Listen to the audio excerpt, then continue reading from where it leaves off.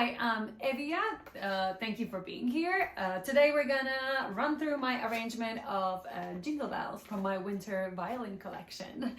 Honestly, this is the best version if you want to sound impressive with little easy tricks. So it's great for beginners, intermediate, or even advanced players. If you already purchased the sheet music, thank you so much. If not, you can still follow along and see if this is something you would like to learn. All right, let's play. So the first thing we need to make sure is that we're playing the right notes in the right positions, right? So the song is in a key of D major, which means we have F sharp and C sharp throughout the whole song. So let's run through the position on each string to make sure we're playing the right notes. All right, G string, open G. Then we have first finger, normal first finger position, meaning little gap to get to that first finger, or if you have a tape, right on that first tape. Then second finger, if you have tape, second tape, yeah, little gap there. And then third finger, we have C sharp. So that will be another gap, another whole step there. So right above your third finger, yeah? That's C sharp. Then the next string we have D. Then first finger, normal position, first tape. Second finger, normal position, a second tape. Third finger right next to it. We have friends here. Second finger and third finger right next to each other, or third finger on the third tape. Then we go to A string, normal, open, normal. Yeah, very normal, open string. Then first finger, first tape, normal position. Then second finger, normal second finger position, second tape, C sharp. And then we have third finger right next to it. They're also friends there. And on the third tape, E string, so open string E. Then first finger, normal position, first tape, F sharp. Then we do not have G sharp, so G will be right next to the first finger. Or you can think low second finger position, right below your second tape. And then we have third finger, which is normal third finger position or third tape. Or you can think a little gap between the second and third finger, yeah? And then we have a little stretch. We have a fourth finger in the song too. Or you can think a little gap between third and fourth finger. You probably don't have a tape. If you do, then it should go on the normal fourth finger tape.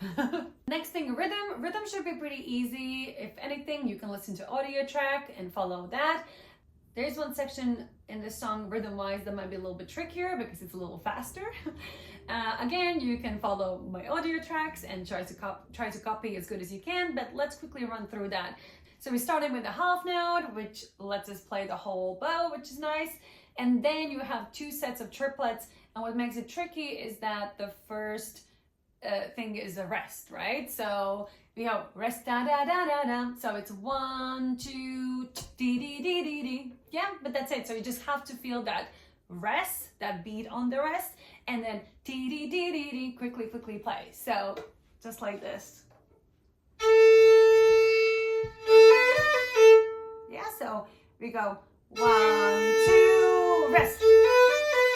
Yeah, so just you have to feel the beat there. Should be also easy to hear it if you're playing with accompaniment or the full performance audio track. Okay, then all the fun stuff that I added. We start off right away with pizzicato. The good thing is you do not need to change your position for your bow, like to this, and pluck it from here. You play your note, and then with this finger, you just grab that string. So for example, that very first part, we're gonna go, grab it, right? And then right there, from there, we go back to playing the bow. Same thing, yeah, and so on. You also have some double step pizzicatos. Obviously we can't pluck them. I mean, you could try to pluck them in the same time, but it's unnecessary. It's more like a quick strum, like that. Yeah, just like that. Then we have a million slides, one of my favorite techniques. First one almost actually helps because first one is your C sharp note, which is the higher third finger position. So basically with any slide or scoop, you want to just go right below that note.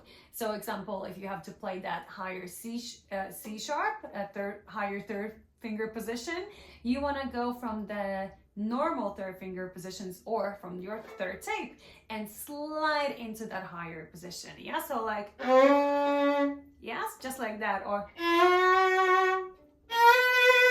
yeah, like very quick.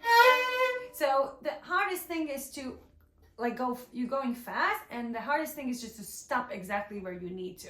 But if you have tapes, it should be pretty easy because either you're sliding into the tape. I think on the G string, that's the only time where you're going from the tape a little bit higher. Yeah, otherwise you should go right before the tape and then slide into it. There you go.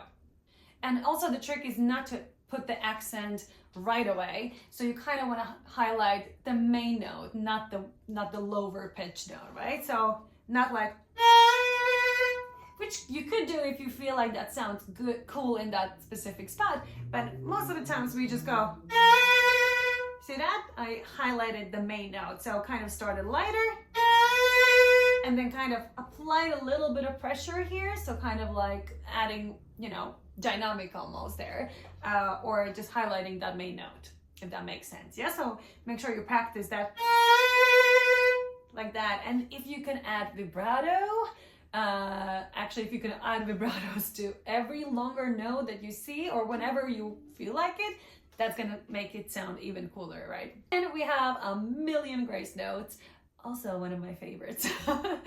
Just makes it sound so fun. All right, so similar idea with the slides, but that's more like a rule. You do not want to accent the little tiny note. Yeah, those are the grace notes, the little tiny notes leading into the bigger note. So the main note is the bigger note, and we play them on the beat. Yeah, so it kind of goes together with that main note. So yeah, make sure you apply the pressure on the bigger note. Yeah, so for example, this little section you should see on the screen or on your sheet music, it should be the third line, the last two measures. So we're going from the grace note is F sharp going into the G note, right? So make sure you start super light. It's going to be super quick. So like a hammer, the third finger will go bam, down really, really quickly. So see that? Just like that. Yeah, it's almost like you're just grabbing that grace note on your way to the main note. Yeah, and then if you run through that specific position, you start from F sharp to G, right? So you go, and then your grace note is A, and you're going back to the G note. So don't lift up your third finger, obviously you're already there. So keep it on, just quickly hammer down basically your fourth finger, and you know, to help it get down there too, because it's a weak finger. And then obviously go back to your third finger, so like this. Yeah, just quickly grabbing the notes. So that whole section would sound just like that. Yeah, and then the last symbol you have in this song is the trill, the short trill symbol. So that's only at the end of your sheet music. So in this song, it's a higher G note, so it's on your E string, it's your lower second finger.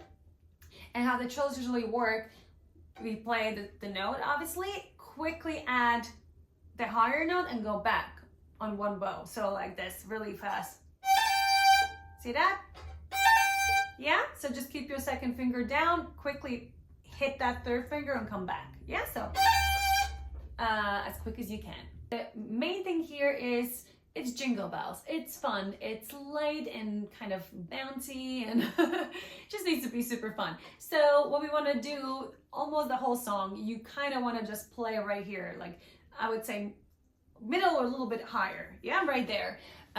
So for example, the very first part of the song, we go, right? Nice and light and bouncy, almost staccato feel, but it's not really staccato. All right, the last thing that I want to mention is that middle section, that slow middle section. It's rhythm-wise, beat-wise, it's obviously not changing there, but we want to play that part heavy, forte, like full bow, rich tone, like as loud and rich as you can make it sound, with vibratos everywhere.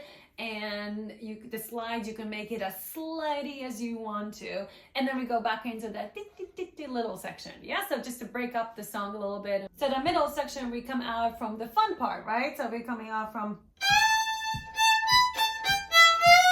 and then we want to go into that heavy part.